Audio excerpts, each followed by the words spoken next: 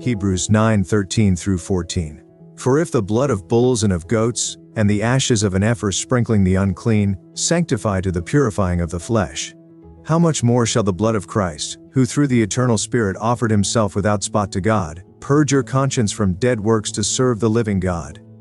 Unique to the book of Hebrews is its title, not because it was designated such by those who saw in its structure and content almost entirely Old Testament references.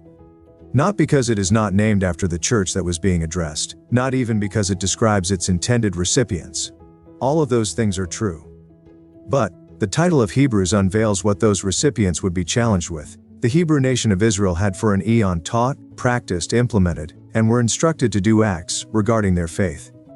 A system of worship first put in place by God, using the tabernacle originally, then later the temple system.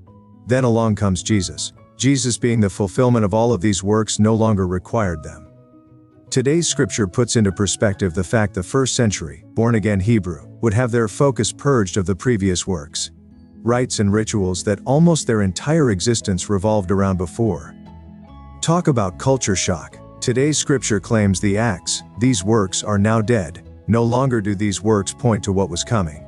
Rather, they have been recorded as a testament to God's faithfulness. They were written as our examples of what is required for the forgiveness of sin. Having fulfilled the law, Jesus now purges the conscience of needed works. We now walk by faith under the grace of God. Make sense? Blessings. Discipleship on the go at DHBCLV.